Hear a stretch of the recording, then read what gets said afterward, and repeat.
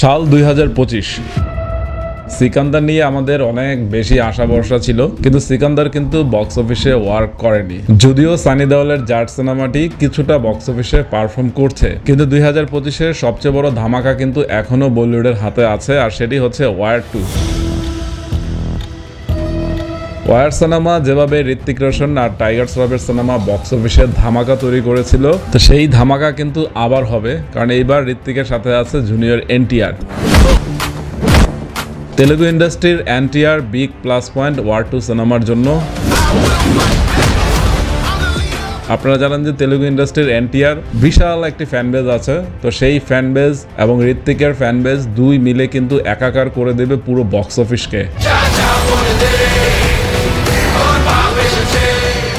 এবং ওয়ার 2 সিনেমাতে NTR negative চরিত্র প্লে করছেন, তো এটা তার ভক্তদের জন্য বিশাল পাওনা হিসেবে থাকবে, কারণ আমরা বিভিন্ন সুপারস্টারদের কিন্তু দেখেছি যে এন্টি হিরো চরিত্রে প্লে করতে। তো দেখা যাক এনটিআর এন্টি হিরো চরিত্রে কতটা ধামাকা তৈরি করতে পারে। আর ঋত্বিক তো আছেই, ঋত্বিকের সাথে নায়িকা চরিত্রে আছেন কিয়ারা আদবানি। তো ওয়ার 2-র যেই আপডেটটি দেওয়ার জন্য আজকে ভিডিওটি বানাচ্ছি, সেটি হচ্ছে যে ওয়ার 2-তে জুনিয়র এনটিআর ছাড়াও একটি বিগ ভিলেন চরিত্রে একজন থাকবেন, অর্থাৎ এনটিআরেরও বাপ, এবং সেই চরিত্রটি হয়তোবা পুরো সিনেমা জুড়ে থাকবে, কিন্তু তাকে হয়তোবা ওরকম ভাবে পর্দায় দেখানো হবে না, কিংবা হচ্ছে ট্রেইলারে তো দেখানো হবেই না, যেটা ভক্তদের জন্য চমক হিসেবেই থাকবে যে পুরো সিনেমাটির নেগেটিভ চরিত্র আসলে কে প্লে করছেন, ওরকম ভাবেই চরিত্রটি সাজানো হয়েছে।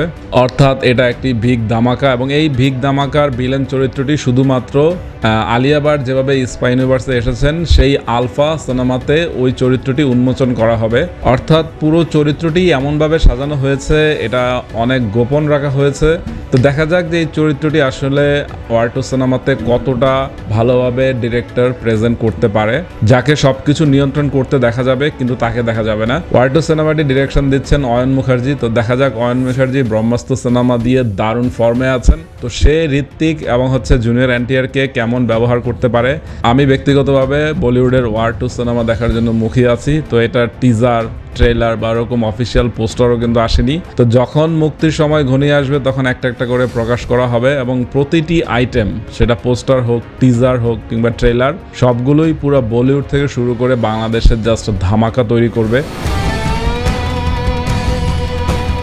কারণ যেহেতু ঋত্বিক এবং এনটিআর আছে, তো সেটা তার ভক্তদের জন্য বিশাল প্লাস পয়েন্ট। আরেকটি ওয়ার 2-র বক্স অফিস সাফল্য পাওয়ার পেছনে রহস্য থাকবে যে ঋত্বিক যেভাবে বলিউডকে সামলাবে, এনটিআর পুরো তেলুগু বা হচ্ছে তামিল ইন্ডাস্ট্রি সামলাবে। তো দেখা যাক যে দুইজন মিলে বক্স অফিস আসলে কোথায় নিয়ে যায়, বা পুষ্পা 2 এর রেকর্ড ভাঙতে পারে কিনা। তো পুষ্পা 2 এর রেকর্ড ভাঙুক আর না ভাঙুক, আমি ওয়ার 2-এর সাথে আছি। তো দেখা যাক আসলেই ওয়ার 2 ধামাকা তৈরি করতে পারে কিনা। তো সবাই ভালো থাকবেন, বাই।